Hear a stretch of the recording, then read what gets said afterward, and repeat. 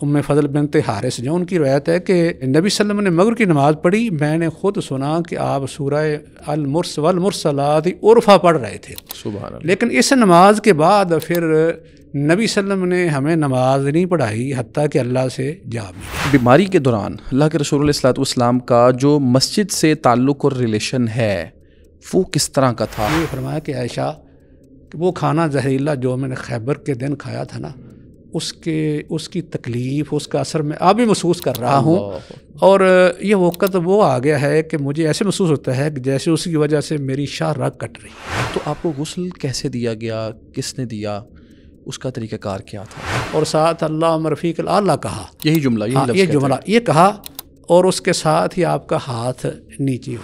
تو رسول اللہ علیہ الصلوۃ والسلام کی قبر کے عین اوپر جو گنبد تعمیر کیا گیا، اس کی کیا تاریخ ہے؟ کوئی ایسا فرمان بھی ہے کہ اگر کوئی کسی کو بڑی مصیبت آئے تو وہ میری موت کو یاد کر لے، یا کوئی ایسی کوئی حدیث یا کوئی ایسی چیز ملتی ہے؟ اس توسیع میں انہوں نے پھر ساری دیواریں یہ نئے سرے سے بنا دی، سیاہ پتھروں کی دیواریں بنائیں، اور ان کو چونا یعنی اس میں جو ہے نا وہ شیشہ اور کچھ مضبوط کر دیا ان کو۔ بسم اللہ الرحمن الرحیم۔ السلام علیکم ناظرین، نہت کے پلیٹ فارم سے سیرت النبی سیریز کے ساتھ حاضر خدمت ہے آپ کا ہوسٹ حافظ عرفان شفیق۔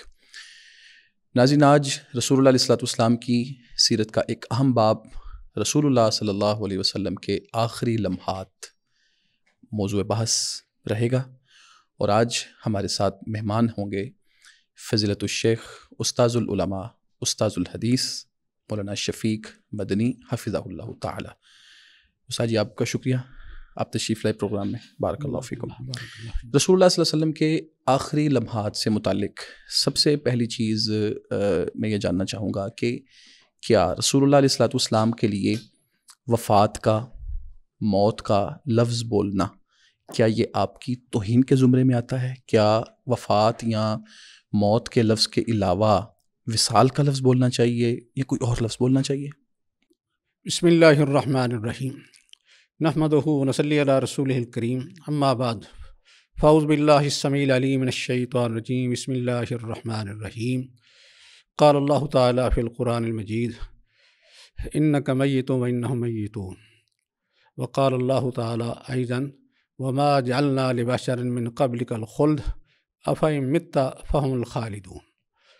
تو اللہ رب العزت نے نبی اکرم صلی اللہ علیہ وآلہ وسلم کو بہت بڑا مقام اور مرتبہ دیا ہے، ٹھیک، یعنی اس میں کوئی شک نہیں ہے، کسی کوئی اختلاف نہیں ہے کہ اللہ رب العزت کی ذات کے بعد اگر کسی کا مقام، شان، مرتبہ، منصب اعلیٰ اگر ہے تو وہ نبی اکرم صلی اللہ علیہ وسلم کی ذات گرامی ہے۔ بالکل، ویسے وہ تمام انبیاء اپنے اپنے دور میں اپنی قوم سے افضل ہوتے ہیں، لیکن ان تمام انبیاء سے نبی اکرم صلی اللہ علیہ وسلم کو اللہ نے افضل قرار دیا ہے۔ آپ خاتم النبیین بھی ہیں اور سید الانبیاء والرسل بھی ہیں۔ اس وجہ سے اللہ رب العزت نے جو آپ کو اتنا شان مقام دینے والا ہے، جو یہ فرمانے والا ہے وَرَفَعْنَا لَكَ ذِكْرَكَ، کہ ہم نے آپ کا ذکر بلند کیا ہے، اگر وہ خود ہی اپنے نبی کے لیے کوئی لفظ استعمال کر دے تو اس میں کبھی توہین کا پہلو نہیں ہو سکتا۔ نہیں ہو سکتا۔ ہاں، جیسا کہ اللہ رب العزت نے ایک مقام پر جہاں کوئی توہین کا شبہ ہوتا تھا وہاں اس کی وضاحت کر دی، روک دیا۔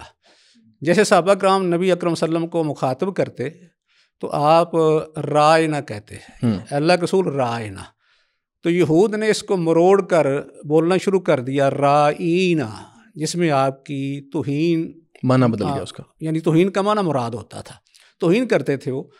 اللہ رب العزت نے اس سے روک دیا کہ آپ رائینا نہ کہیں بلکہ آپ کہیں انظرنا، یہ لفظ استعمال کریں۔ صحیح، اس سے معلوم ہوتا ہے کہ اللہ رب العزت نے جہاں کوئی توہین کا لفظ معلوم کیا ہے، محسوس کیا ہے، اس کو تو روک دیا، لیکن جو اللہ رب العزت خود استعمال کر رہا ہو اس میں نبی صلی اللہ علیہ وسلم کی توہین نہیں ہو سکتی۔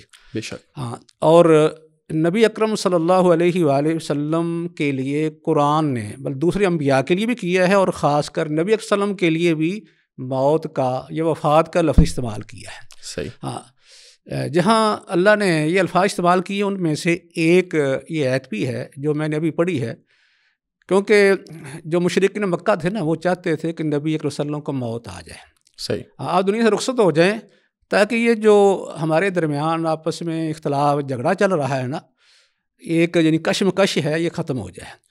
تو اللہ رب العزت نے فرمایا ما جعلنا لبشر من قبلک الخلد افإن مت فهم الخالدون. فرمایا کہ اللہ رب العزت نے آپ سے پہلے کسی کے لیے بھی ہمیشہ کی زندگی اللہ نے نہیں رکھی. کسی کو ہمیشہ کے لیے اللہ نے نہیں رکھا. ہر ایک وقت پر آیا اور چلا گیا. بالکل. اسی طرح آپ بھی اگر فوت ہو جاتے ہیں، اس میں لفظ یہی نا افإن مت، اگر آپ کو موت آ جائے، اگر آپ فوت ہو جائیں تو کیا یہ لوگ زندہ رہیں گے؟ انہوں نے مرنا ہے نا. اس کے بعد اللہ یہ فرماتے کل نفس ذائقۃ الموت، ہر جان نے موت کا ذائقہ چکھنا ہے. تو اس میں نبی صلی اللہ علیہ وسلم ہی شامل ہے، کیونکہ اللہ رب العزت نے کہیں بھی انبیاء کو مستثنیٰ نہیں کیا، بلکہ دیگر انبیاء پر بھی استعمال ہوا یہ لفظ. جیسے قرآن نے حضرت یعقوب علیہ السلام کے بارے میں استعمال کیا نا، اب ام کنتم شہداء اذ حضر احدکم الموت اذ حضر یعقوب الموت. کہ اس وقت ہم حاضر تھے جب یعقوب علیہ السلام کو موت آئی، موت کا وقت آیا تو انہوں نے اپنے بیٹوں کو کہا لبنیہ ما تعبدون من بعدی. اس میں حضرت یعقوب علیہ السلام کے لیے اللہ نے موت کا لفظ استعمال کیا ہے. صحیح. ایسے حضرت عیسیٰ کے لیے بھی، حضرت عیسیٰ علیہ السلام کے لیے یہ فرمایا ہے کہ السلام، اس میں ہے کہ السلام یوم ولدت و یوم اموت و یوم ابعث حیا، کہ سلامتی ہو مجھ پر جس دن میں پیدا ہوا، جس دن میں یعنی فوت ہوں گا، اور اس دن جس دن مجھے دوبارہ اٹھایا جائے گا. صحیح. مطلب یہ ہے کہ اس کی مثالیں کئی ہیں. تو نبی اکرم صلی اللہ علیہ وسلم کے لیے بھی اللہ نے یہ بات کہہ دی کہ انک میت و انہم میتون، کہ آپ بھی فوت ہونے والے ہیں اور یہ لوگ بھی فوت ہونے والے ہیں. اس کا مطلب ہے کہ یہ لفظ رسول اللہ علیہ السلام کی توہین میں نہیں آتا، کیونکہ یہ لفظ قرآن بھی استعمال کر رہا ہے، حدیث کے اندر اس کا بھی بہت مقامات پر استعمال ہوا ہے، مگر صحابہ کرام نے استعمال کیا ہے. صحیح. نبی اکرم صلی اللہ علیہ وسلم کی وفات کا بیان کرتے ہوئے صحابہ کرام نے یہ ان میں سے حضرت عائشہ رضی اللہ عنہا بھی ہیں، حضرت ابو بکر بھی ہیں، دیگر صحابہ بھی ہیں. جب انہوں نے آپ کی وفات کے واقعات بیان کیے ہیں تو یہ لفظ استعمال کیا ہے مات النبی صلی اللہ علیہ وسلم، نبی صلی اللہ علیہ وسلم فوت ہو گئے. تو خاص کر یہ جو یعنی اختلاف تھا حضرت عمر اور حضرت ابو بکر کے درمیان، یعنی ایک صحابہ کے اختلاف پیدا ہوا نا، کہ حضرت عمر نے نبی صلی اللہ علیہ وسلم کی وفات کے بارے میں یہ موقع اختیار کیا ہے کہ آپ کو موت نہیں آئی، اور اس کے لیے انہوں نے کافی سخت موقع اختیار کیا تھا. بالکل. تو حضرت ابو بکر رضی اللہ تعالیٰ نے جب یہ بات سنی تو انہوں نے قرآن کی آیات پڑھ کے ان کو یہ مسئلہ سمجھا دیا. ان آیات میں یہی آیات تھیں جن میں مثلا یہ تھا کہ وما محمد الا رسول قد خلت من قبل الرسل افإن مات او قتل انقلبتم علی اعقابکم، یہ آیت پڑھی. اور ایسے ہی آپ یہ بھی پڑھی کہ انک میت و انہم میتون، یہ آیت بھی پڑھی حضرت ابو بکر رضی اللہ تعالیٰ عنہ نے. اور اس کے ساتھ انہوں نے یہ بات جو بیان فرمائی ہے، انہوں نے کہا من کان یعبد محمدا فإن محمدا قد مات من کان یعبد اللہ فإن اللہ حی لا یموت. اس میں ابو بکر رضی اللہ تعالیٰ عنہ قرآن کے حوالے بھی دے رہے ہیں اور اس کے ساتھ یہ بات بیان کر رہے ہیں کہ جو محمد صلی اللہ علیہ وسلم کی بات کرتا تھا تو وہ جان لے یقیناً آپ فوت ہو گئے. تو جو اللہ کی بات کرتا تھا اللہ کو کبھی موت نہیں آئے گی. اس میں انہوں نے وضاحت کر دی، اور یہ وضاحت صحابہ نے جب سنی، کیونکہ مجمع عام میں انہوں نے وضاحت کی تھی نا، یہ وضاحت سننے کے بعد یہ اختلاف ختم ہو گیا. حضرت عمر بھی اس بات کو انہوں نے مان لیا اور قرآن کی آیات کے سامنے انہوں نے سر تسلیم میں خم کر دیا یہ بات. اس لیے اس میں توہین نہیں ہے. بالکل ٹھیک. اور بھی کئی اس کی مثالیں دی جا سکتی ہیں، لیکن اختصار کے ساتھ یہ کافی ہیں میرا خیال. بالکل. اچھا، رسول اللہ علیہ السلام کے آخری لمحات سے متعلق دوسرا کوشچن یہ ہے کہ اللہ کے رسول علیہ السلام کی وفات یا آپ کے اس دنیا سے جانے کے کچھ جو اشارے تھے جو آپ کو آپ کی وفات سے پہلے دیے گئے، وہ کیا تھے؟ نبی اکرم صلی اللہ علیہ وسلم کے جو آخری لمحات ہیں، خاص کر جن میں یہ اشارات ہیں کہ آپ دنیا سے جانے والے ہیں، ان میں کچھ ایسے تھے جو کچھ ماہ پہلے ہی یعنی وہ ظاہر ہونا شروع ہو گئے تھے. ان کا ظہور یعنی عملی طور پر سامنے آنے لگا تھا. آپ کے یعنی احوال، ظروف، آپ کی کچھ گفتار، کردار سے یہ باتیں سمجھ آ رہی تھی. مثال کے طور پر اس میں یہ تھا کہ نبی اکرم صلی اللہ علیہ وسلم پہلے رمضان میں 10 دن کا اعتکاف کرتے تھے تو آپ نے آخری رمضان میں 20 دن کا اعتکاف کیا ہے. ٹھیک. اس ایسے ہی حضرت جبریل آپ کے ساتھ قرآن کا دور کرتے تھے، تو یہ جو آخری رمضان تھا نا، اس میں 2 دفعہ دور کروایا ہے، یہ بھی اس میں تھا. ٹھیک. اور تیسری بات یہ ہے کہ نبی صلی اللہ علیہ وسلم نے جب حج کیا ہے، حجۃ الوداع، اس میں باقاعدہ حج کے جو خطبات ہیں ان میں آپ نے یہ ارشاد فرمایا، آپ نے فرمایا کہ مجھ سے تم یہ جو حج کے مناسک ہیں نا، حج کے طریقے یہ سیکھ لو، کیونکہ شاید میں اس جگہ پر دوبارہ آپ کو نہ مل سکوں. اللہ، یہ تو بڑا واضح بالکل اشارہ تھا. یہ یعنی اشارہ تھا اس دوبارہ آپ کو نہ مل سکوں، اس میں بھی یہ اشارہ ہے. تو ایسے ہی نبی اکرم صلی اللہ علیہ وسلم نے ایک دفعہ ایسے بھی کیا کہ یہ سفر کے اوائل کی بات ہے کہ آپ باقاعدہ جبل احد کے پاس گئے، وہاں آپ نے جو احد کے شہداء تھے ان کے لیے باقاعدہ جا کے دعا کی ہے. نماز کا بھی ذکر آتا ہے، لفظ نماز کا ذکر آتا ہے کہ آپ نے نماز پڑھی. اگرچہ بعض اہل علم نے اس سے مراد دعا لے لی ہے، تو یہ ایسے محسوس ہوتا ہے کہ جیسے آپ زندوں کے ساتھ جو فوت شدگان ہیں، شہداء ہیں، ان کو بھی آپ الوداع کر رہے ہیں. اللہ. ایسے ایک موقع پر ایسا بھی ہوا، یہ بھی آخری دنوں کی بات ہے، کہ آپ جنت البقیع میں رات کے وقت گئے اور آپ نے بقیع والوں کے لیے دعا فرمائی تھی. یہ بھی اشارات ہیں، یہ کچھ پہلے کے ہیں. باقی اس کے علاوہ جو ہے وہ کچھ اشارات اور بھی ہیں. مثال کے طور پر جب آپ کی بیماری کا آغاز ہوا، بیماری کا جو آغاز ہے، اگرچہ اس کے بارے میں یہ مختلف اہل علم کے اقوال ہیں، کیونکہ اس سیرت کی کتابوں میں مختلف روایات مل جاتی ہیں. یہ ساری چیزیں کچھ کتب حدیث میں ہیں اور کچھ سیرت کی کتابوں میں ہیں، اور ان روایات کے اندر کچھ اختلاف بھی پایا جاتا ہے، کیونکہ اس وقت یہ جو تاریخ تھی نا، اس کا کوئی بہت زیادہ اہتمام نہیں تھا. یعنی باقاعدہ ایک تاریخ کا حساب کتاب لکھنا، یہ جس طرح کہ آج کل ہمارے یہ سلسلہ چلتا ہے، کیونکہ باقاعدہ تاریخ کا آغاز جو حضرت عمر رضی اللہ تعالیٰ نے کیا تھا اپنے دور میں، اور یہ محرم کے مہینے ہجرت سے انہوں نے یہ کام شروع کیا تھا. تو اس وجہ سے یہ اختلاف ہو جاتا ہے، اگرچہ واقعہ میں کوئی اختلاف نہیں ہوتا ہے، وہ اپنی جگہ پر حقیقت ہوتا ہے اس میں کچھ، لیکن تاریخ میں بعض دفعہ جو ہے وہ کچھ اختلاف ہو جاتا ہے. تو اس کے بارے میں جو زیادہ معتبر روایات ہیں ان سے معلوم ہوتا ہے کہ نبی اکرم صلی اللہ علیہ وسلم کی بیماری کا آغاز جو ہے وہ سوموار کے دن ہوا ہے. 29 صفر سوموار کا دن تھا. آپ بقیع میں ایک جنازے کے لیے گئے، تو اس دوران ہی جو ہے آپ کو درد شروع ہو گیا، سر میں درد تھا، جسم میں درد تھا، تو آپ نے سر پہ پٹی باندھی. تو آپ اسی طرح ہی آپ جو گھر تشریف ہی لے آئے، یہاں سے یہ سلسلہ شروع ہوا. تو اس میں یعنی ایک یہ بیماری جو تھی نا، وہ خیر اس وقت تو آپ خصوصی طور پر یہ بیماری کا جب آغاز ہوا ہے نا، تو صحیح روایت کے مطابق آپ حضرت میمونہ رضی اللہ تعالیٰ عنہا کے گھر میں تھے اس وقت. صحیح. ہاں، تو آپ یہ فرماتے تھے کہ این آنا غدن، کہ میں کل کہاں ہوں گا، پھر اگلے دن کہاں ہوں گا، یعنی کس بیوی کے پاس ہوں گا. یہ بار بار آپ کلمات جو ہے وہ اپنی زبان مبارک سے نکال رہے تھے. اور اس میں اشارہ کیا تھا کہ آپ چاہتے تھے کہ بیویاں مجھے حضرت عائشہ کے پاس بیماری کے ایام گزارنے کی اجازت دے دیں. تو اس میں کچھ روایتوں کے اندر یہ بھی وضاحت ہے کہ یہ بات جو تھی یہ حضرت فاطمہ رضی اللہ عنہا نے بیویوں کو پہنچا دی کہ آپ چاہتے ہیں کہ حضرت عائشہ کے پاس رات گزاریں. ایک تو بیماری ہے، مختلف بیویوں کے پاس آنا جانا یہ بھی ایک مشکل ہے، اس لیے آپ اجازت دے دیں تو حضرت عائشہ کے پاس چلی جائیں. تو بہرحال بیویوں نے اجازت دے دی کہ آپ جس جگہ چاہیں تو بیماری کے ایام آپ گزار سکتے ہیں. بالکل ٹھیک. تو سوموار کا دن تھا، یعنی سمجھ لے کہ آپ کی وفات سے ایک ہفتہ پہلے کی بات ہے. سوموار کا دن تھا جب نبی اکرم صلی اللہ علیہ وسلم جو ہیں وہ حضرت عائشہ کے گھر میں منتقل ہوتے ہیں. یہ صحیح بخاری کے اندر روایات موجود ہیں. ٹھیک.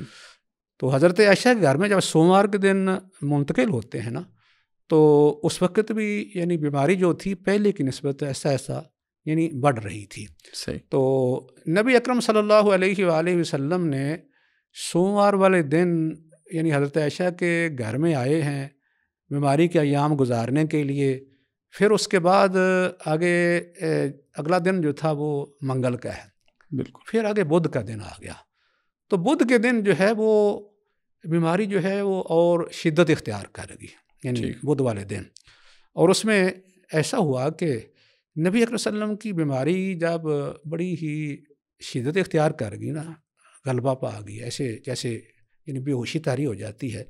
تو آپ نے فرمایا کہ 7 مشکیزیں پانی کے لاؤ جنہیں ابھی کھولا نہ گیا ہو. صحیح. ہاں، یعنی پانی بھرا گیا ہے، پانی جو ہے وہ مشکیزیں بھر کے لاؤ جن کا منہ نہیں ابھی کھولا گیا. تو مشکیزیں لائے گئے تو حضرت عائشہ رضی اللہ تعالیٰ عنہ بیان کرتی ہیں کہ ہم نے حضرت حفصہ سے ایک لگن یعنی وہ ٹب شکل برتن منگوایا، اس میں آپ کو بٹھا دیا تو ہم پانی ڈالتے رہے حتیٰ کہ آپ نے خود کہہ دیا کہ بس کر دو، کافی ہو گیا ہے۔ مقصد یہ تھا کہ میں ذرا جو ہے وہ بہتر ہو جاؤں گا، میں مسجد میں جا سکوں گا نماز پڑھنے کے لیے، اور میں لوگوں کو واعظ و نصیحت کروں گا، خطبہ دے سکوں گا۔ تو اس طرح جو ہے وہ نبی صلی اللہ علیہ وسلم کی طبیعت کچھ بہتر ہوگی، تو آپ مسجد میں تشریف لے گئے۔ مسجد میں جا کے نا پھر آپ نے جو خطبہ دیا ہے نا، وہاں آپ نے کچھ صحابہ کو وصیتیں فرمائی ہیں۔ صحیح۔ ان میں ایک بات جو تھی وہ موت کا اشارہ بھی تھا، بلکہ ان وصیتوں سے بھی معلوم ہو رہا تھا کہ آپ نے انہیں کیا کہا۔ آپ نے ممبر پر آپ بیٹھے تشریف فرما ہوئے تو فرمایا کہ لعن اللہ الیہود والنصارى اتخذوا قبور انبیاء مساجد۔ بالکل، یہ دو نصارہ پر اللہ لعنت کرے جنہوں نے اپنے انبیاء کے قبروں کو مسجد بنا لیا۔ پھر آپ نے یہ بھی کہا اللہم لا تجعل قبری وثنا یعبد، کہ اللہ میری قبر کو بت نہ بنانا کہ اس کی پوجا کی جا سکے۔ پھر نبی صلی اللہ علیہ وسلم نے یہ بھی کیا کہ آپ نے اپنے آپ کو احتساب کے لیے پیش کر دیا۔ آپ نے فرمایا کہ کسی آدمی کو میں نے کوڑا لگایا، چھڑی لگائی ہے، تو یا اس کے علاوہ کوئی وہ سمجھتا ہے کہ میری طرف سے کوئی اس پر زیادتی ہو گئی ہے، تو آج میں حاضر ہوں، بدلہ لے سکتا ہے۔ بالکل، اس میں یہ بھی اشارے میں رہا تھا۔ اچھا، یہاں ایک چیز اور وضاحت کی ضرورت ہے۔ ایک تو اشارے رسول اللہ علیہ السلام کی وفات کے، یہ جو آپ نے وضاحت کی، کیا رسول اللہ علیہ السلام کو یا کسی بھی پیغمبر کو یہ علم ہوتا ہے کہ میری آج وفات ہو جائے گی یا میں آج اللہ کے پاس چلا جاؤں گا؟ عام انسان کو تو نہیں پتا ہوتا نا، موت تو اس کے پاس آتی ہے اور اللہ ہی کو پتا ہے۔ کیا پیغمبر کو بتایا جاتا ہے یا اجازت دی جاتی ہے؟ جی بالکل ہی ہے، وہی بات میں کرنے لگا تھا۔ یہ بدھ والے دن آپ نے یہ بات بھی بتائی ہے۔ اچھا، اسی خطبے میں آپ نے یہ بھی بتایا کہ ایک دفعہ نا آپ نے زور کی نماز پڑھی ہے، زور کی نماز پڑھنے کے بعد آپ دوبارہ پھر ممبر پر تشریف فرما ہوئے۔ صحیح۔ تو اس میں خطبہ آپ نے جو دیا اس میں ایک بات یہ بھی تھی، اور ہمیں آیا کہ اللہ تعالیٰ نے اپنے ایک بندے کو اختیار دے دیا ہے کہ وہ دنیا کی زیب و زینت، دنیا کی چمک دمک کو پسند کرتا ہے یا اللہ کے پاس جو کچھ ہے اس کو پسند کرتا ہے، اختیار دے دیا یہ۔ اچھا، اور اس بندے نے دنیا کی چمک دمک کو چھوڑ کر اس نے جو کچھ اللہ کے پاس ہے نا اس کو پسند کر لیا، اختیار کر لیا ہے۔ یہ سن کے ابو بکر رضی اللہ تعالیٰ رونے لگے، باقی صحابہ جو ہیں وہ تعجب کرنے لگے کہ اس بوڑھے کو کیا ہو گیا ہے کہ نبی صلی اللہ علیہ وسلم کسی بندے کے بارے میں خبر دے رہے ہیں تو یہ رو رہے ہیں۔ تو بعد میں پتہ چلا کہ حضرت ابو بکر کا رونا یہ اس بات کی علامت تھا، وہ سمجھ رہے تھے کہ اب نبی صلی اللہ علیہ وسلم کا وقت قریب آ گیا ہے، کیونکہ آپ نے یہ خود کہہ دیا ہے کہ ہر نبی کو اللہ اختیار دیتے ہیں۔ یہ بھی ایسا رہتا ہے، ہر نبی کو اللہ اختیار دیتے ہیں صحیح، کہ دنیا میں ابھی رہنا ہے یا کہ جانا ہے۔ تو پھر اختیار دینے کے بعد اگر وہ نبی کہتا ہے کہ ٹھیک ہے کہ میں جان دنیا فانی سے رخصت ہونا چاہتا ہوں، تو اللہ پھر اسے اپنے پاس بلا لیتے ہیں۔ حضرت موسیٰ کا واقعہ ہمارے سامنے ہے۔ بالکل ایسے ہی۔ تو بہرحال یہ اختیار کی بات تھی، اس میں ابو بکر رضی اللہ تعالیٰ نے بات سمجھ لی تھی، اور اس میں اور سورہ نصر جب نازل ہوئی ہے نبی حج کے موقع پر، ویسے ایام تشریق کے وسط میں یہ نازل ہوئی تھی، اس میں بھی یہی بات اسی کی طرف اشارہ تھا۔ حضرت عمر رضی اللہ تعالیٰ نے حضرت ابن عباس سے پوچھا تھا نا کہ آپ بتاؤ اس سے کیا مراد ہے، باقی صحابہ نے تو اور اس کا منع کر دیا۔ حضرت ابن عباس سے پوچھا، انہوں نے کہا کہ میری مراد اس سے یعنی اس سے مراد یہ ہے جو میں سمجھا ہوں کہ نبی صلی اللہ علیہ وسلم کا وقت قریب آ گیا، وفات کا وقت قریب آ گیا، دنیا سے جانے کا وقت قریب آ گیا ہے۔ تو مقصد یہ تھا کہ نبی صلی اللہ علیہ وسلم نے جو اختیار کی بات کی ہے نا، اس میں اگرچہ آپ نے بندے کا نام لیا ہے لیکن یہ اشارہ کر دیا کہ اللہ نے اختیار دیا تھا تو میں نے جو ہے وہ اللہ کے پاس جانا جو ہے یہ پسند کر لیا ہے۔ ٹھیک ہے۔ اچھا شیخ صاحب، یہ آپ نے بتایا کہ سوموار کے دن 29 صفر کو رسول اللہ علیہ السلام کی بیماری کا آغاز ہوتا ہے، اور اس کے بعد 12 کو یعنی تاریخی روایات یا سیرت کی روایات کے مطابق یعنی تقریباً 2 ہفتے بنتے ہیں۔ یہ ان 2 ہفتوں میں کچھ تفصیل تو آپ نے آغاز میں بتا دی کہ بقیع میں آئے اور قبرستان میں۔ اچھا، اس میں میں یہ جاننا چاہوں گا کہ بیماری کے دوران اللہ کے رسول علیہ السلام کا جو مسجد سے تعلق اور ریلیشن ہے وہ کس طرح کا تھا، اور نمازوں کو اور ان معاملات کو، یہ جو 14 دن ہیں ان میں رسول اللہ کا مسجد کے ساتھ یا صحابہ کے ساتھ جو تعلق ہے وہ کس طرح کا ہے؟ اس میں ہے کہ نبی صلی اللہ علیہ وسلم بیماری کے ایام میں باوجود اس کے کہ آپ کو تکلیف بہت زیادہ تھی، آپ جو ہے باقاعدہ جمعہ رات تک نمازیں پڑھاتے رہے۔ یعنی وفات سے 4 دن پہلے تک اچھا خود پڑھاتے رہے نماز؟ خود پڑھاتے رہے 4 دن پہلے تک جو ہے وہ آپ مسجد میں جا کے نمازیں پڑھاتے رہے ہیں۔ بدھ کے دن زیادہ شدت جب ہوئی ہے تو آپ نے پانی وغیرہ جو ہے وہ اپنے اوپر ڈلوایا، اس کے بعد طبیعت سنبھلی تو پھر آپ مسجد میں چلے گئے نا، ظہر کی نماز آپ نے پڑھائی، پھر دوبارہ پھر خطبہ دیا، اس میں خاص کر جو ہے وہ جو انصار تھے ان کے بارے میں آپ نے وصیت فرمائی صحیح کہ جو انصار ہیں انہوں نے ذمہ داری پوری کر دی ہے، اب ان کے حقوق ابھی باقی ہیں، اس لیے ان کے ساتھ اچھا سلوک کرنا، ان کے ساتھ نیکوں کے ساتھ اچھا سلوک کرنا، ان سے قبول کرنا، نیکیاں قبول کرنا ان کی، اور جو غلطی کریں نا ان کی غلطیوں سے درگزر کرنا۔ آپ نے یہ وصیت فرمائی باقاعدہ انصار کے بارے میں، اور حضرت ابوبکر کے بارے میں آپ نے بات اسی وقت ہی کہی ہے، بدھ والے دن کی بات ہے یہ۔ اس میں آپ نے فرمایا کہ ابوبکر رضی اللہ تعالیٰ عنہ کے اپنی رفاقت کے اعتبار سے، مال کے اعتبار سے بڑے احسانات ہیں، صحیح، اس لیے اگر میں کسی کو خلیل بناتا تو ابوبکر رضی اللہ تعالیٰ عنہ کو بلاتا، لیکن ان کے ساتھ میرا اسلام کی قوت اور محبت کا تعلق ہے۔ تو یہ بات آپ نے ابوبکر رضی، اور یہ بھی ساتھ بتایا کہ اب آئندہ کے لیے مسجد کی طرف کھلنے والے تمام دروازے بند کر دیے جائیں، لیکن ابوبکر کا دروازہ یہ آپ کا خطبہ تھا بدھ والے دن کا، یہ کھلا رہے گا، یہ بدھ کی بات ہے۔ تو جمعرات کو بھی آپ مسجد میں گئے ہیں، آپ نے نمازیں پڑھائی ہیں، جمعرات کو مغرب کی نماز بھی آپ نے پڑھائی ہے۔ یہ ام فضل رضی اللہ تعالیٰ عنہ کی روایت ہے، ام فضل بنت حارث جو ان کی روایت ہے کہ نبی صلی اللہ علیہ وسلم نے مغرب کی نماز پڑھی، میں نے خود سنا کہ آپ سورہ والمرسلات عرفہ پڑھ رہے تھے، لیکن اس نماز کے بعد پھر نبی صلی اللہ علیہ وسلم نے ہمیں نماز نہیں پڑھائی حتیٰ کہ اللہ سے جواب ملے۔ اللہ، تو یہ جو ہے جمعرات کی مغرب کی نماز بھی آپ نے پڑھائی ہے۔ تو جب عشاء کا وقت ہویا، عشاء کے وقت پھر آپ نہیں جا سکے، کیونکہ آپ پوچھتے تھے کہ لوگوں نے نماز پڑھ لی ہے، آپ کو بتایا جاتا ہے کہ ابھی نہیں پڑھی، آپ کی انتظار کر رہے ہیں، پھر غشی طاری ہو جاتی، آپ کہتے کہ میرے اوپر پانی ڈالو، مجھے غسل دو،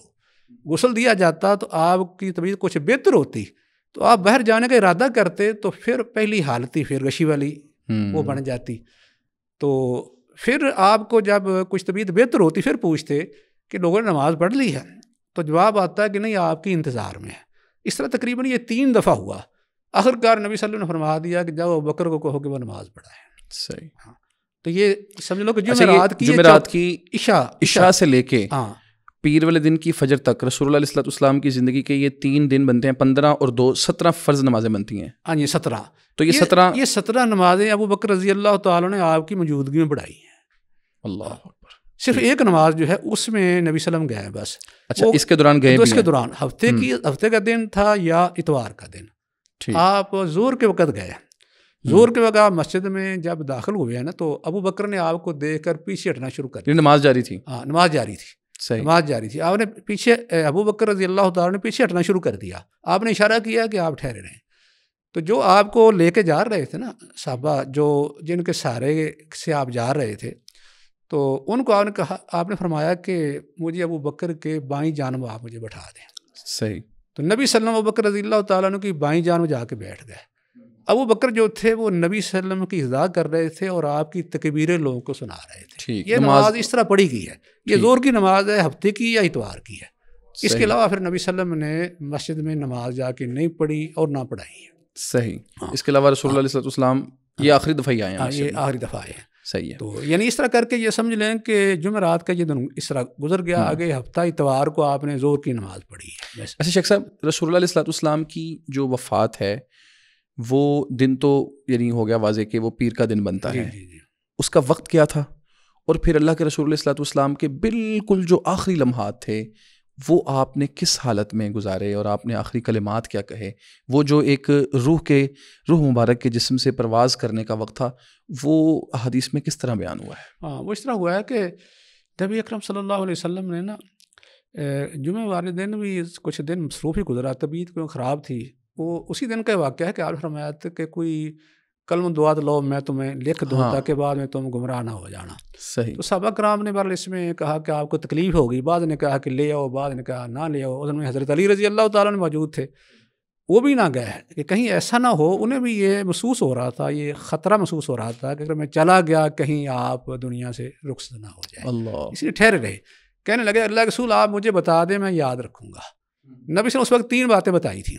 ایک یہ تھا کہ یہود و نصارہ اور مشرکین کو تم جزیرہ عرب سے نکال دینا۔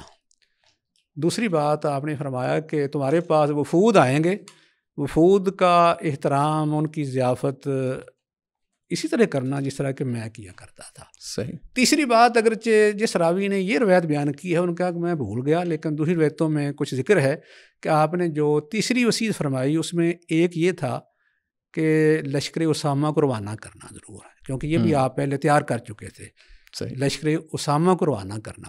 بعد نے کہا ہے کہ یہ وصیت تھی کہ کتاب و سنت کا مضبوطی سے تم نے پکڑے رکھنا ہے، تھامے رکھنا ہے۔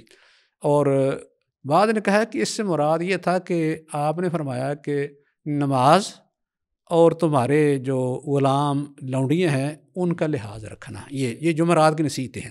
باقی جب سوموار کا دن ہوا نا، سوموار کو نبی صلی اللہ علیہ وسلم نے صبح کی نماز کے وقت جب دیکھا نا کہ جماعت ہو رہی ہے، آپ نے ابوبکر رضی اللہ تعالیٰ عنہ نماز پڑھا رہے تھے صبح کی، صحیح، آپ نے حجرے سے اس طرح پردہ اٹھایا ہے، پردہ اٹھا کے آپ نے دیکھ کے آپ مسکرائے بھی ہیں، ہنسے بھی ہیں، تو لیکن صحابہ نے محسوس کر لیا، ابوبکر رضی اللہ تعالیٰ نے محسوس کیا، وہ بھی پیچھے ہٹنے لگے کہ شاید آپ نماز کے لیے آ رہے ہیں۔ تو صحابہ کرام کہتے ہیں کہ انہوں نے بھی، کیونکہ وہ نظر آ رہا تھا، کیونکہ فاصلہ تھا، تو وہ بھی کہتے ہیں ہم فتنے میں پڑ رہے تھے کہ دل چاہ رہا کہ نماز توڑ کے آپ کی زیارت کریں، آپ سے ملاقات کریں، یعنی اس طرح۔ لیکن آپ نے جب اشارہ کیا نا کہ نماز مکمل کرو تو مکمل کر لو، یہ آپ اشارہ کر کے نا دوبارہ پردہ آپ نے لٹکا دیا اور واپس چلے گئے، ایسا ہوا بس۔ اس کے بعد پھر کیا ہوا کہ چاشت کا وقت جو بیان کیا جاتا نا، جب ذرا دھوپ کی شدت ہوتی ہے، وہ وقت تھا۔ اس وقت میں نبی اکرم صلی اللہ علیہ وسلم نے پھر حضرت فاطمہ کو بلایا، فاطمہ رضی اللہ عنہ کو بلایا، اور ان کا واقعہ بڑا مشہور ہے کہ آپ نے ان سے سرگوشی پہلے کی تو وہ رونے لگی، بعد میں سرگوشی دوبارہ کی تو پھر وہ ہنسنے لگیں۔ بعد میں ان سے پوچھا گیا، حضرت عائشہ رضی اللہ تعالیٰ عنہ کی روایت ہے کہ وضاحت ہم نے کی کہ آپ نے یہ کیوں کیا ایسا؟ انہوں نے اس کا جواب دیا کہ جب میں نے رونا شروع کیا تھا اس وقت نے فرمایا تھا کہ یہ جو بیماری ہے میری، اس میں میں نے دنیا سے رخصت ہو جانا ہے، اللہ، فوت ہو جانا، وفات کی خبر آپ نے سنا دی ہے، اس لیے میں نے رونا شروع کر دیا۔ پھر آپ نے دوبارہ بلا کے پھر سرگوشی کی اور فرمایا کہ میرے گھر والوں میں سے سب سے پہلی تم ہو کہ جو مجھے ملو گی، اس پر میں خوش ہونے لگی۔ کچھ روایتوں میں اس طرح بھی ذکر ہے کہ آپ نے فرمایا کہ تم جنتی عورتوں کی سردار ہو، اس موقع پہ اس پر وہ خوش ہونے لگی۔ صحیح، یہ آپ نے یعنی آخری لمحات ہیں، یہ آخری یعنی چاشت کا وقت تھا، اس وقت کی بات ہے۔ بعد میں اس طرح کچھ روایات کے اندر یہ بھی آتا ہے کہ آپ نے حضرت حسن حسین کو بلایا اور ان کو بلا کر آپ نے ان سے بھی پیار کیا، ان کے بارے میں خیر کی وصیت فرمائی۔ پھر آپ نے ازواج مطہرات کو بھی بلایا، انہوں نے بھی بعض نصیحت فرمایا۔ پھر اس کے بعد حضرت عائشہ رضی اللہ تعالیٰ عنہ بیان کرتی ہیں کہ آپ کی طبیعت جو تھی وہ زیادہ بگڑنے لگی، اور آپ نے مجھے یہ فرمایا کہ عائشہ کہ وہ کھانا زہریلا جو میں نے خیبر کے دن کھایا تھا نا، اس کی تکلیف، اس کا اثر میں اب بھی محسوس کر رہا ہوں، اور یہ وقت وہ آ گیا ہے کہ مجھے ایسے محسوس ہوتا ہے کہ جیسے اس کی وجہ سے میری شاہ رگ کٹ رہی ہے، اس قدر تکلیف، اور تکلیف کا یعنی غلبہ ہو گیا۔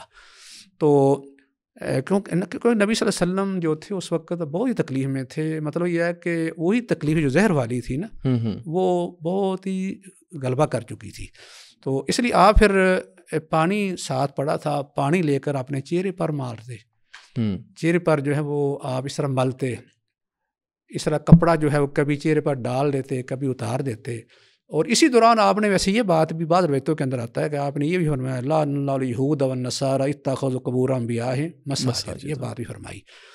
تو پھر ایسے ہوا کہ حضرت عائشہ رضی اللہ تعالیٰ نے بیان کرتی ہیں کہ نبی صلی اللہ علیہ وسلم، کیونکہ اس وقت انہوں نے کہا کہ مات نبی صلی اللہ علیہ وسلم، یہ حضرت عائشہ بیان کری مات نبی صلی اللہ علیہ وسلم انہ لبین ذاکناتی و حاکناتی، کہ آپ جو تھے وہ میرے سینے اور ٹھوڑی کے درمیان تھے۔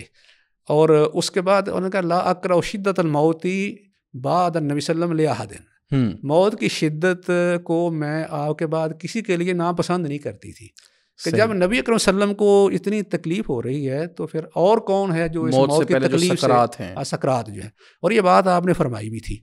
تو اس وقت پھر کیا ہوا، انہوں نے کہا کہ میرے لیے بڑا اللہ کا انعام ہے کہ نبی صلی اللہ علیہ وسلم کی وفات ہوئی تو آپ میرے گھر میں تھے اور میری باری کا دن تھا، اور آپ میرے سینے اور میرے یعنی گلے یا ٹھوڑی کے درمیان ٹیک لگائے ہوئے تھے، اور یہ بھی میرے لیے بڑی سعادت کی بات تھی کہ میرا لعاب نبی صلی اللہ علیہ وسلم کے لعاب دہن کے ساتھ مل گیا۔ اللہ۔ اور وہ واقعہ کیسے ہوا کہ نبی صلی اللہ علیہ وسلم اس حالت میں بیٹھے ہیں، تو حضرت عبد الرحمن بن ابی بکر وہ تشریف لے آئے، ان کے پاس مسواک تھی ایک، تو نبی صلی اللہ علیہ وسلم اس کے لیے دیکھنے لگے، تو حضرت عائشہ رضی اللہ تعالیٰ نے محسوس کیا کہ شاید آپ مسواک چاہتے ہیں، تو فرمانے لگی کہ اب میں مسواک آپ کے لیے لے لوں، آپ نے اشارہ کیا، انہوں نے عبد الرحمن بن ابی بکر سے مسواک لی، آپ کو دے دی، آپ چبانے لگے لیکن وہ چبائی نہیں جا رہی تھی، اللہ نکاحت اور کمزوری نکاحت اتنی سی چبائی نہیں جا رہی تھی، اللہ۔ تو پھر حضرت عائشہ رضی اللہ تعالیٰ نے خود پکڑی اور اس کو چبا کر نبی صلی اللہ علیہ وسلم کو دے دی، آپ مسواک کرتے رہے، آپ نے مسواک کی۔ مسواک کرنے کے بعد جو ہے وہ پھر ایسے ہوا کہ تکلیف کیونکہ ایسا ایسا وہ بڑھ رہی تھی، زیادہ ہو رہی تھی، صحیح۔ تو حضرت عائشہ رضی اللہ عنہ فرماتی ہیں کہ میں دم کر رہی تھی۔ ایک تو معوذات ہیں نا، جن کو 2 معوذات کہتے ہیں، جن میں کل اعوذ برب الفلق کل اعوذ بالناس آتا ہے، بعض کہتے ہیں کہ اس میں تینوں کل آ جاتے ہیں، یہ اور کچھ اور دعائیں جو نبی صلی اللہ علیہ وسلم عام تو بیماری کے وقت دم کرتے تھے، حضرت عائشہ نے وہ دم کرنا شروع کر دیا، بلکہ اس میں دم کرتی تھیں تو اپنا ہاتھ پھیرنے کے بجائے نبی صلی اللہ علیہ وسلم کا ہاتھ بطور برکت آپ کا ہاتھ ہی آپ پر پھیر دیتی تھی، اور ذہن میں یہ تھا کہ دعا کرتی تھی کہ اللہ آپ کو شفا دے، لیکن نبی صلی اللہ علیہ وسلم نے کیا فرمایا، آپ نے نا ایسے کیا کہ اوپر کو نظر اٹھائی، آپ نے فرمایا کہ جو ہے وہ تو نہیں شفا کی دعا کرتی ہے تو میں نے تو یعنی اللہم فی الرفیق الاعلیٰ یا بالرفیق الاعلیٰ، مطلب یہ ہے کہ تو مجھے شفا کے میرے لیے شفا کی دعا کر رہی ہے، میں تو اللہ کے پاس جانا پسند کر چکا ہوں اور رفیق اعلیٰ میں جانا یعنی جا رہا ہوں۔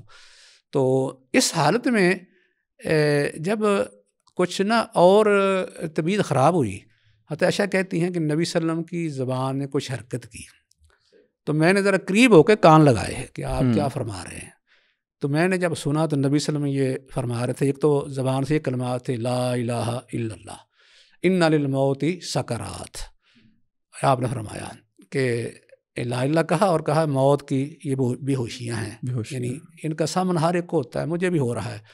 پھر آپ نے اس کے بعد یہ بھی فرمایا اللہ مغفر لی، اللہم ارحمنی، اللہ والحقنی بالرفیق الاعلیٰ، 3 مرتبہ فرمایا کہ اللہ مجھے معاف کر دے، اے اللہ مجھ پر رحم فرما، اے اللہ مجھے رفیق اعلیٰ سے ملا دے۔ اب رفیق اعلیٰ کون ہے؟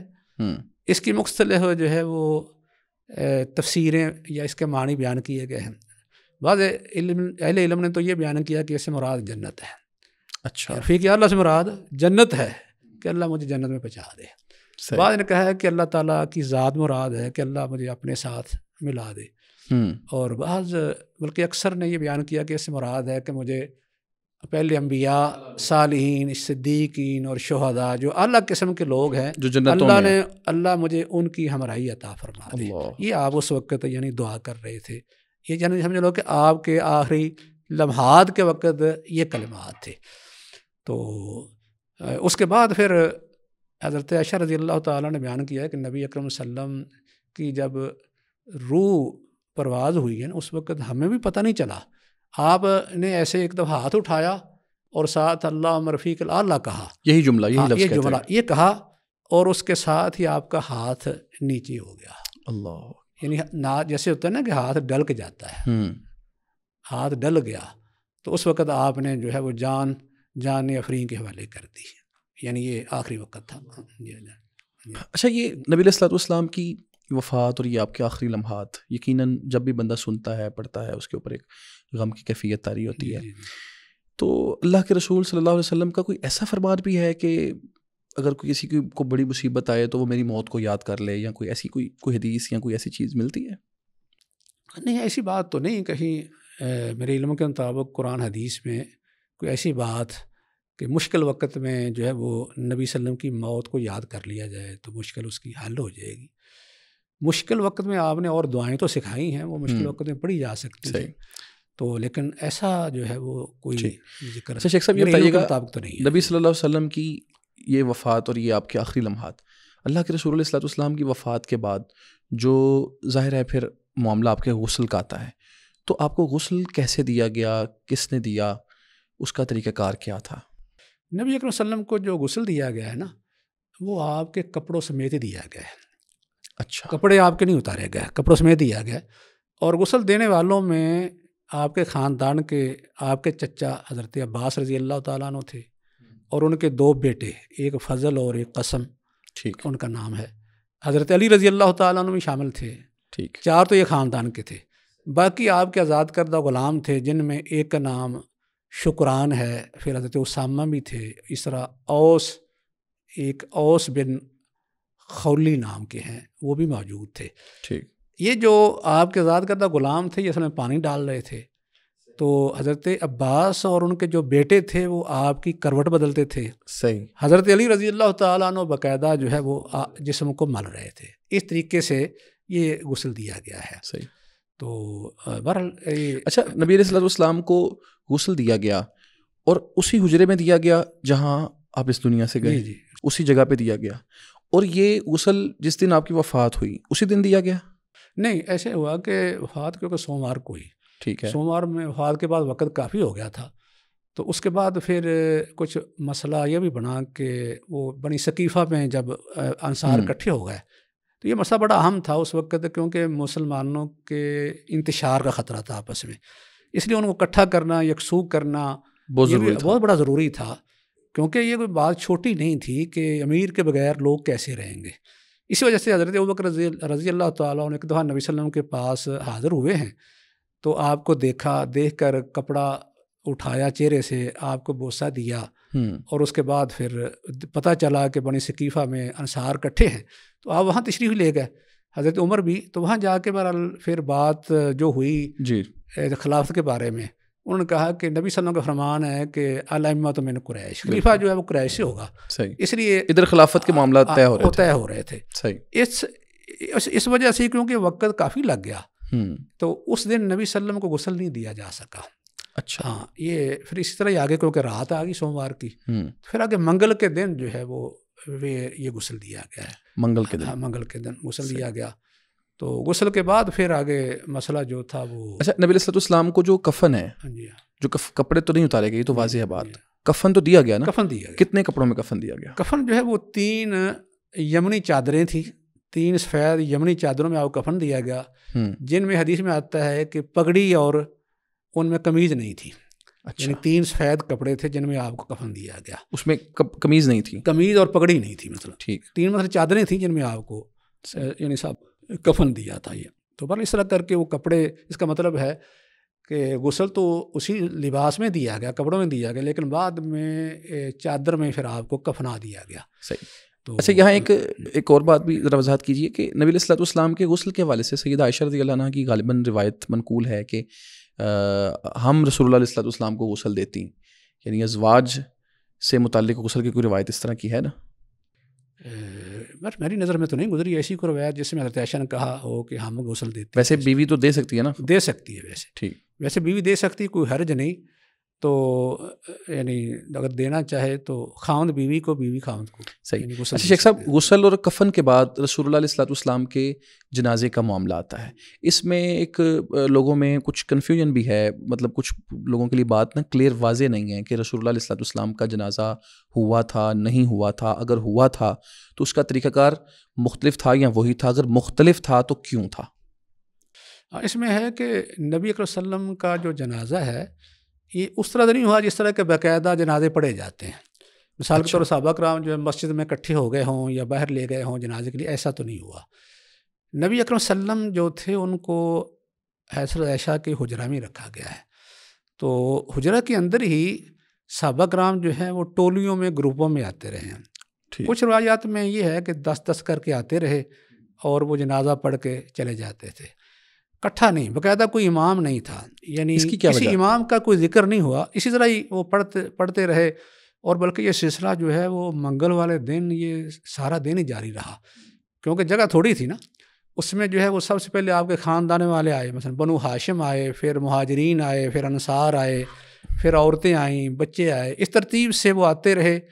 اگرچہ نماز کے بارے میں کچھ لوگوں نے یہ بھی رائے دی ہے کہ یہ اصل میں دعا یعنی نبی صلی اللہ علیہ وسلم پر درود پڑھتے تھے، باقاعدہ نماز نہیں پڑھتے تھے. لیکن ویسے حدیث کے اندر الفاظ جو ہیں وہ نماز کے آتے ہیں، صلاۃ کا لفظ آتا ہے، جس سے منو ہوتا ہے کہ یعنی نماز انہوں نے پڑھی ہے. یعنی انفرادی لوگ پڑھتے رہے، انفرادی پڑھتے ہیں، ہر ایک جو ہے اپنی اپنی نماز پڑھ کے چلا جاتا ہے، یعنی چلا جاتا تھا باقاعدہ، کیونکہ امام کا ذکر نہیں ملتا.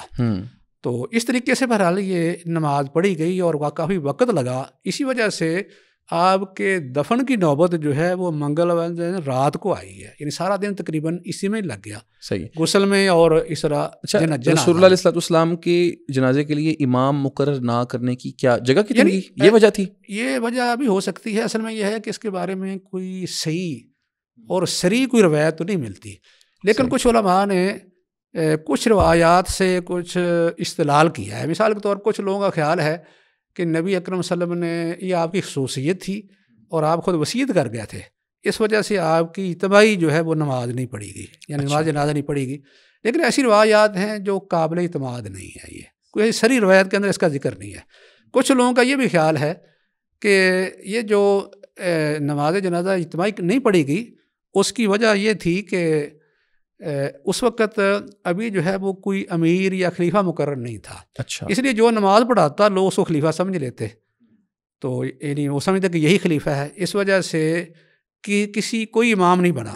لیکن یہ بات بھی کمزور اس لیے لگتی ہے کہ اس وقت تک ابو بکر رضی اللہ تعالیٰ عنہ امام بھی تھے، کیونکہ آپ کی زندگی میں نمازیں پڑھا رہے تھے، امام بھی تھے اور باقاعدہ ان کو خلیفہ منتخب کر بھی لیا گیا تھا.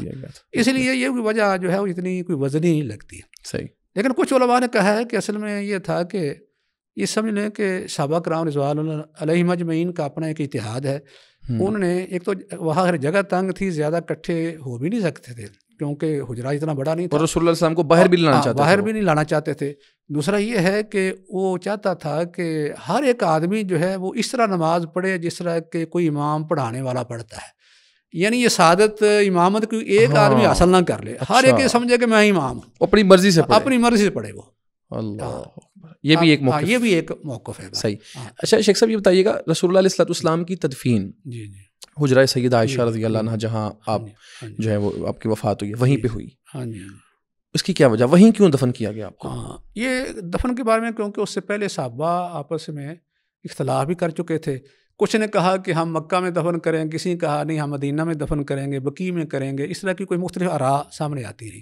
ٹھیک. لیکن ابو بکر رضی اللہ تعالیٰ نے نبی صلی اللہ علیہ وسلم کا فرمان سنا کے فیصلہ کر دیا کہ آپ کا فرمان ہے کہ لا یقبر نبی الا حیث یموت. نبی اسی پر جگہ پر ہی دفن ہوتا ہے جس جگہ ان کی وفات ہوتی ہے. ہر نبی کے بارے میں یعنی یہ اصول ہے، جہاں وفات وہیں ان کی تدفین. اس وجہ سے پھر جب یہ بات ابو بکر رضی اللہ تعالیٰ نے کی، باقی صحابہ اس پر مطمئن ہو گئے، فیصلہ ہو گیا. تو پھر حضرت ابو طلحہ نے کیا کیا کہ آپ کا جو بستر تھا نا جس میں آپ سوتے تھے وہ الگ کیا، تو بستر کی جو جگہ تھی وہاں جو ہے انہوں نے قبر کھودنی شروع کر دی. بالکل اسی جگہ پر قبر کھود دی اور لحد تیار کر دی، جس کو بغلی قبر کہتے ہیں نا، یہ لحد تیار کر دی پھر. صحیح. اچھا رسول اللہ علیہ السلام کی تدفین وہیں پہ ہوئی. یہاں سے بھی سمجھ آ سکتی ہے جو حدیث آپ نے پیش کی سیدنا ابوبکر صدیق والی کہ شاید یہ بھی وجہ ہو کہ یہاں سے صحابہ نے باہر نکالا ہی نہیں، رسول اللہ علیہ وسلم اسی جگہ پہ رکھا اور وہیں پہ تدفین کی ان کی. اور جنازہ پھر اسی عام معمول کے مطابق نہ ہونے کی وجہ بھی یہ ہو سکتی ہے، جگہ اتنی تھی کہ ہر بندہ اپنی پڑھتا رہا. اچھا رسول اللہ علیہ السلام کے بعد صاحبین کو وہاں پہ ان کی بھی تدفین کی گئی، کیونکہ ایک جگہ پر یہ جو کمرہ تھا نا اصل میں مسجد کے اندر نہیں تھا، یہ باہر تھا. ٹھیک ہے. کمرہ کیونکہ باہر تھا، مسجد ساتھ تھی، یعنی مغرب کی طرف مسجد تھی بالکل، اور یہ کمرہ مشرق کی طرف تھا. تو کمرہ جو کہ نبی صلی اللہ علیہ وسلم کی جب تدفین ہوگی تو اور کی بھی وہاں ہو سکتی تھی، پھر کوئی معنی نہیں تھا.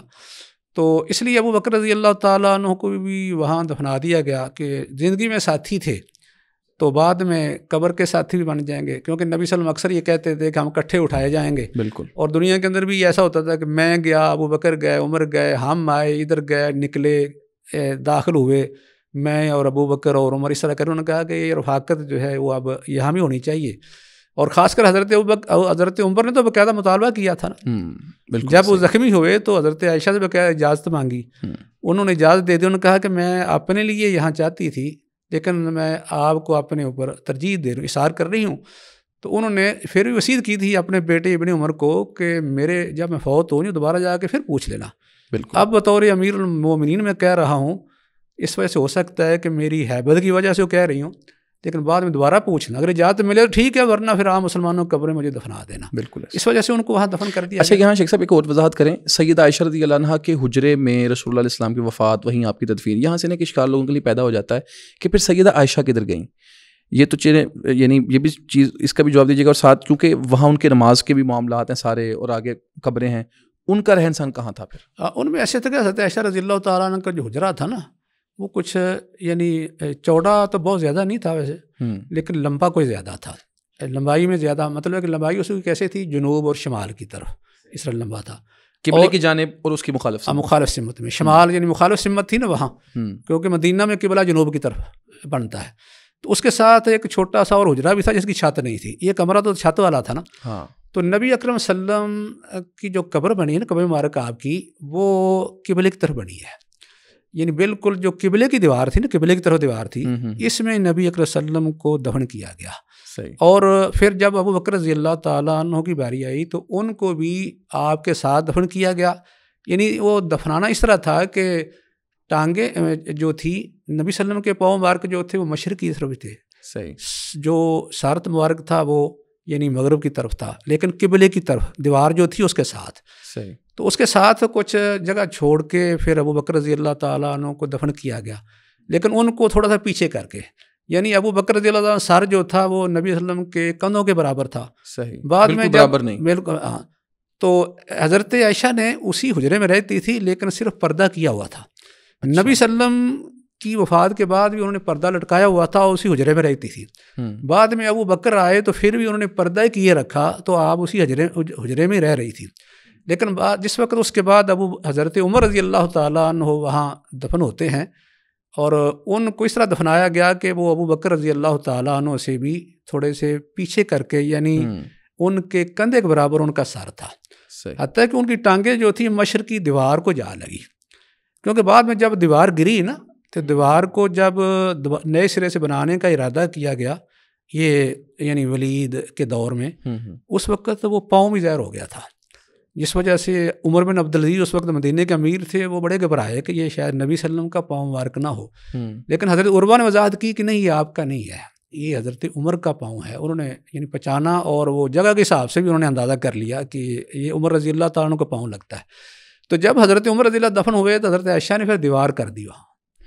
دیوار کر دی، اس کا مطلب یہ ہے کہ دیوار سے آگے آگے جو ہے وہ جگہ تھی جس میں حضرت عائشہ رہ رہی تھی. بالکل ٹھیک، جو پہلے سے تھا. انہوں نے دیوار کر دی، دیوار یعنی قبروں سے آگے کر دی، لیکن ایک طرف دروازہ رکھ دیا، اس دروازے کے آگے انہوں نے پردہ لٹکا دیا تھا.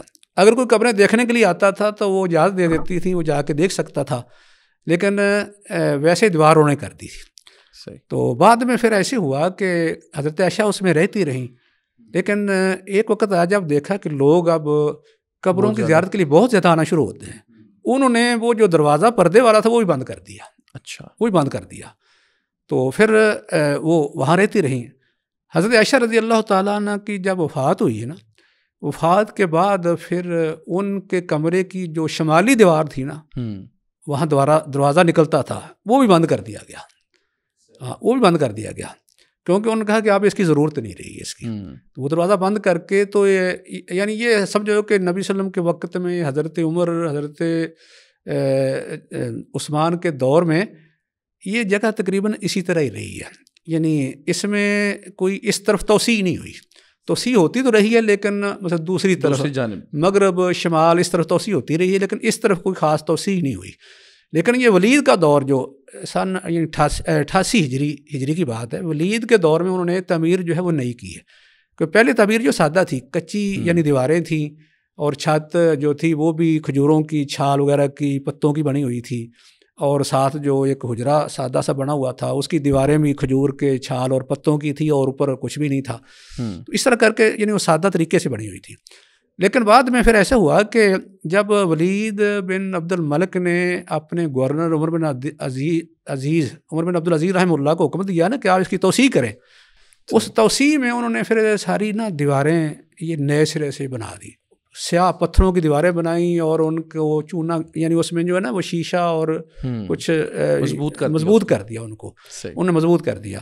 اور انہیں ساتھ یہ بھی ویسے کر دیا کہ وہ جو دیوار تھی نا قبروں کی، اسی دیوار کے آگے انہوں نے خماسی یعنی 5 تکونی دیوار ایک بنا دی.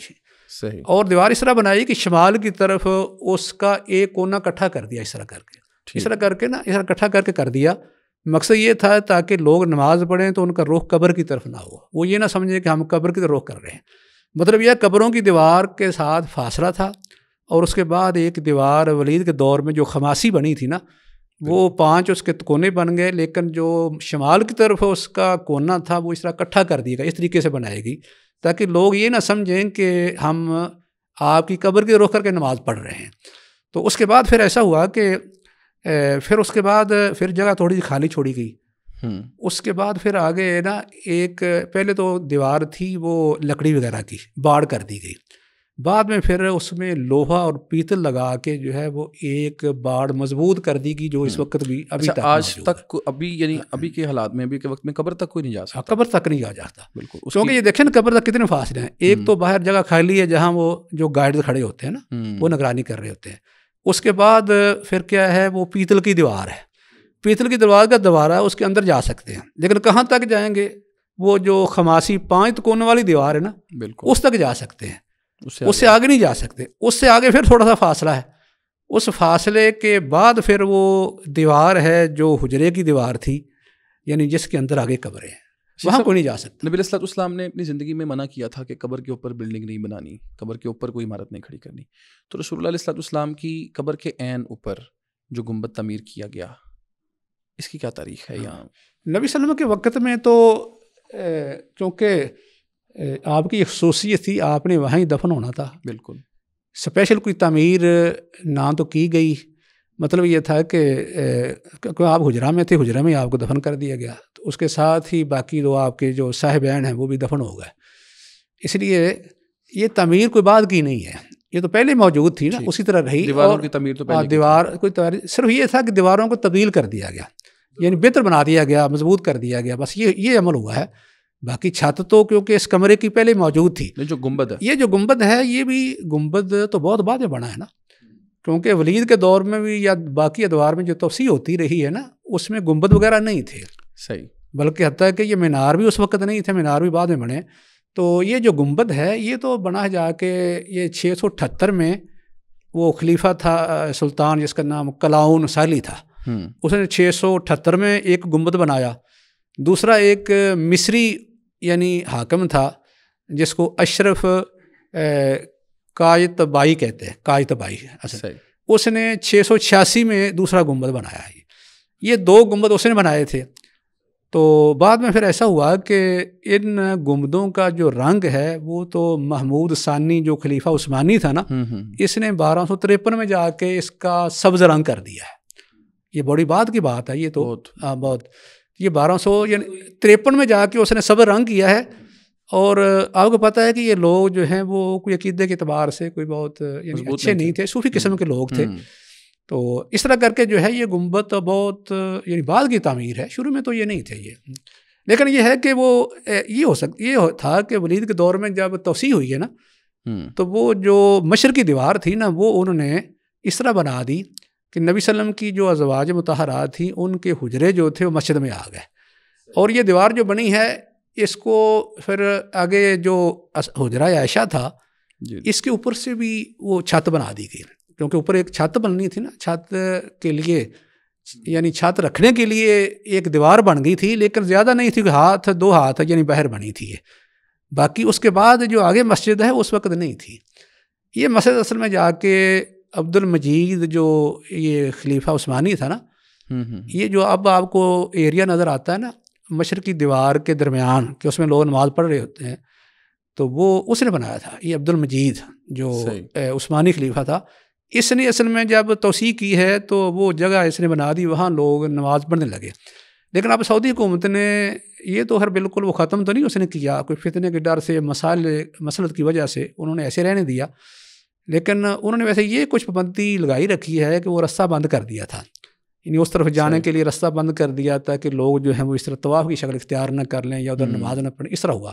لیکن اس کے بعد انہوں نے آگے توسیع کر دی ہے. ویسے وہ جو ایک دیوار پہلے بنی تھی نا، اس کی اور بقی کے درمیان وہ جگہ ساری خالی کر کے نا وہاں مسجد بن گئی ہے. ویسے وہاں لوگ جا رہے ہیں. صحیح. اچھا شیخ صاحب، آخر پہ ایک چیز یہ تھوڑی کلیئر کیجیے، نبی علیہ الصلوۃ والسلام کی وفات کا جو ذکر و تذکرہ ہے، یا بعض اوقات آپ کی پیدائش کا یا آپ کی سیرت کا ذکر و تذکرہ، یہ خاص مواقع پہ کرنا، مثال کے طور پہ سیرت کی روایات میں ملتا ہے کہ آپ کی وفات 12 ربیع الاول کو ہے، تو اگر 12 ربیع الاول کو وفات النبی کا ذکر کیا جائے یا وفات النبی پہ جلسہ کیا جائے، یا آپ کی پیدائش کا یا آپ کی سیرت کا ذکر ربیع الاول میں کیا جائے اور اس عشرے میں کیا جائے، کیا یہ درست ہے شرعی اعتبار سے؟ اصل میں سمجھتا ہوں کہ یہ جو لوگ دن خاص کر لیتے ہیں نا کہ یہ جی وفات کا دن ہے، یہ پیدائش کا دن ہے، تو اس طریقے سے اس کو مخصوص کر لینا اور اسے باقاعدہ ایک عبادت سمجھنا، اللہ کا تقرب سمجھنا، یہ تو مناسب نہیں لگتا.